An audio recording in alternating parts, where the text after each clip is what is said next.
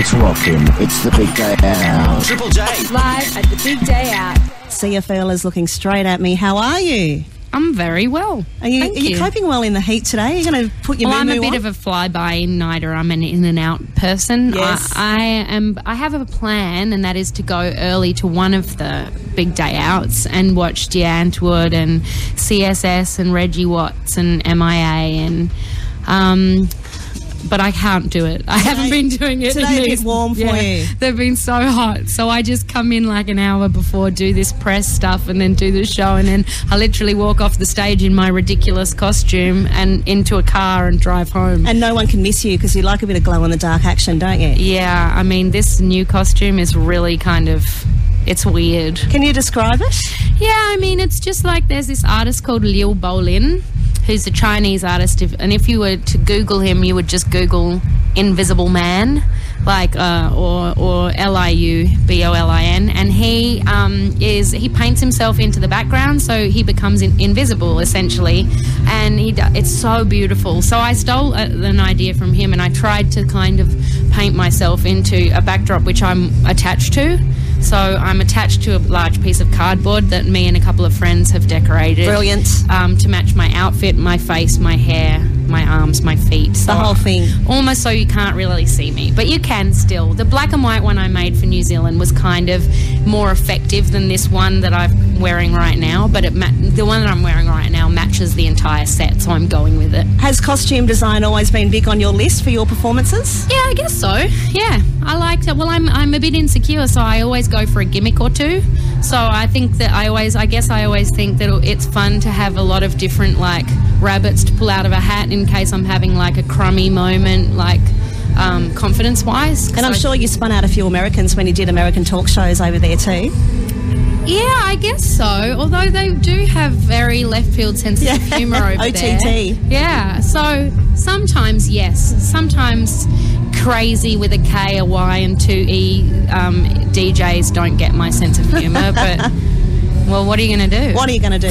Do you find that obviously with the success of all your songs in the last couple of years that your audience are singing back to you the exact words? Does that spin you out a little bit? Yeah, it actually throws me because I get all excited and I want to listen, and sometimes I actually kind of trail off and forget to sing, and then I realise, oh, fuck, like I'm the singer. And then sometimes I also get slower because I'm listening to them, and because they're usually just a tiny bit behind the band because it's the front of house speakers. There's a little tiny bit of delay, like even just a microsecond of delay. I sometimes get a little bit delayed trying to sing along with them. So they're trying to sing along with me and then I'm trying to sing along with them, and it's like an Escher kind of like maze of sound discrimination.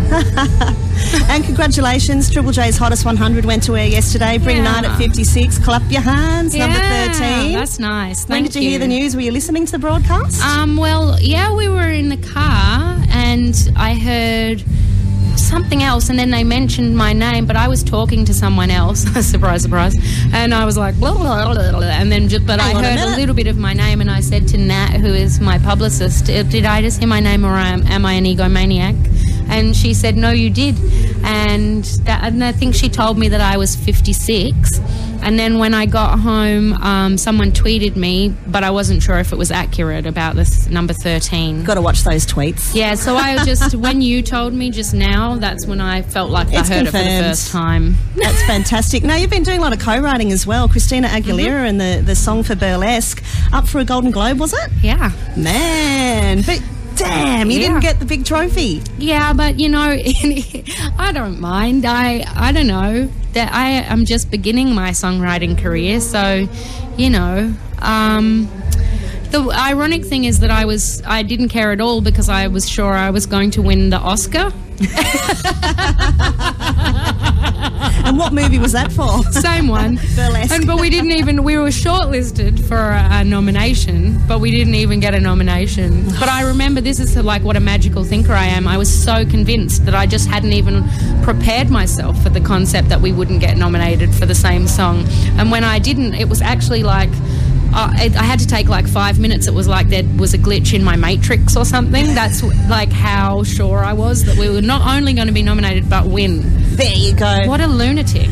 when you're obviously going to write a song for a movie, do you get a brief? I mean, obviously it is going to be about burlesque. What else do they say to you? Well, in this case, they said we want a song like You Lost Me, which we'd written for Christina's record, Sam and I, my friend.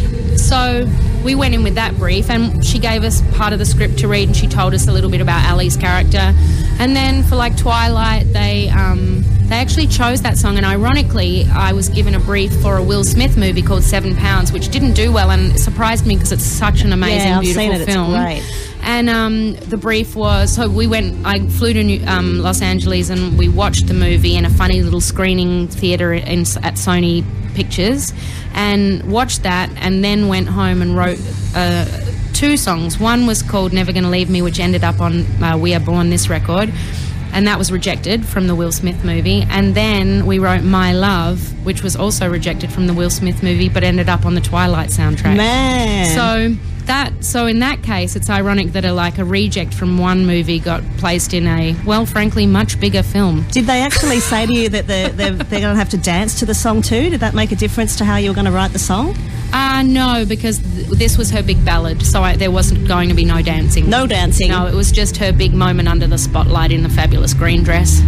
And for the rest of 2011 for you, Sia, what's up? What are you going to relax a lot. Well, I've got 6 months worth of writing scheduled with all different big wig producers, and then friends that I write with commonly, and I'm just trying to get as many pop cuts as I can this year, and I'm going to take a break from touring and promoting, and when I finish promoting this record, I'm going to take a long hiatus and just write and be a behind-the-scenes lady. Beautiful. And do you find after your ARIA success, well-deserved must I add, that a lot more people are knocking on your doors to work with you? Well, I mean, I guess no, because I am based in America and I've had a long-term success there, and people have been knocking on my door for a long time, and the ARIAs are pretty insignificant in America, so it hasn't changed anything really. You're still Sia. Yeah. Oh, it's so great to have you dropping by. Thank have a fantastic you. show tonight, and we'll be hearing some of that you. on the radio a bit Thank later you. on. Happy Big Day Out.